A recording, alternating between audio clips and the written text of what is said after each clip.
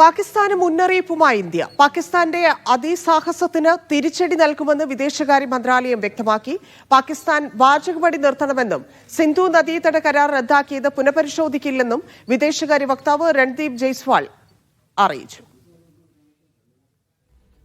Saju Thomas ചേരുന്നു. സജു, കൂടുതൽ വിവരങ്ങൾ.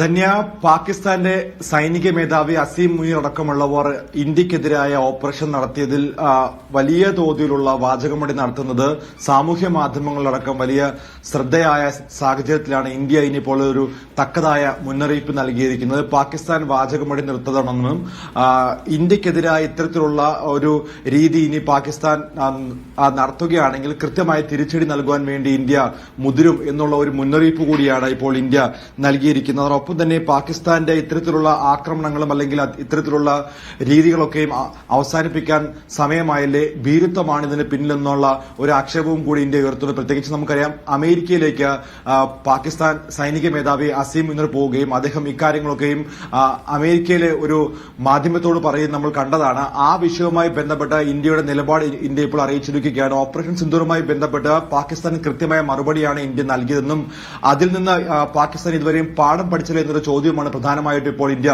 ചോദിച്ചിരിക്കുന്നത്. ഒപ്പം തന്നെ സിന്ധു നദീജല കരാർ ഇതിനിപ്പോൾ പുനഃസ്ഥാപിക്കുന്നതുമായി ബന്ധപ്പെട്ട് യാതൊരു ചോദ്യത്തിനും പ്രസക്തിയില്ലെന്നും അത് ആ രീതിയിൽ തന്നെ തുടരുമെന്നുള്ള കാര്യം കൂടിയാണ് ഇപ്പോൾ ഇന്ത്യ വ്യക്തമാക്കുന്നത്. പ്രത്യേകിച്ച് പാകിസ്ഥാൻ സൈനിക മേധാവി അടക്കം പാകിസ്ഥാനിലെ പല രാഷ്ട്രീയ നേതാക്കളും വ്യക്തമാക്കുന്നത് ഇന്ത്യ സിന്ധു നദീജല കരാർ പുനരുജ്ജീവിപ്പിച്ചില്ലെങ്കിൽ ഇന്ത്യക്ക് വലിയ തിരിച്ചടി നേരിടുമെന്നും പ്രത്യേകിച്ച് ഡാം പണിയാൻ വേണ്ടി ഇന്ത്യ മുതിരുകയാണെങ്കിൽ പാകിസ്ഥാന്റെ കയ്യിൽ അനുഭവമുണ്ടെന്നും ബോംബിട്ട് തകർക്കാൻ പോലും പാകിസ്ഥാൻ മുതിരില്ല എന്നുള്ള ആ ഒരു ചോദ്യം അല്ലെങ്കിൽ ആ ഒരു വിമർശനം കൂടി പാകിസ്ഥാന്റെ ഭാഗത്തുനിന്ന്, ഒരു ഭീഷണി കൂടി പാകിസ്ഥാന്റെ ഭാഗത്തുനിന്ന് വന്ന സാഹചര്യത്തിലാണ് ഇന്ത്യ കൃത്യമായിട്ടുള്ള മുന്നറിയിപ്പ് നൽകിയിരിക്കുന്നത്.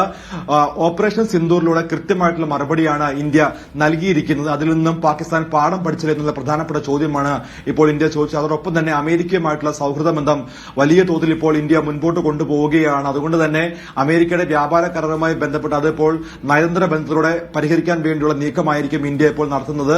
അമേരിക്കയുമായിട്ടുള്ള സൌഹൃദ ബന്ധം ഇപ്പോഴും തുടരുന്നു എന്നാണ് ഇപ്പോൾ രൺധീർ സിംഗ് അദ്ദേഹത്തിന്റെ വാർത്താ സമ്മേളനത്തിൽ ഇപ്പോൾ വ്യക്തമാക്കിയിരിക്കുന്നത്. ധന്യ.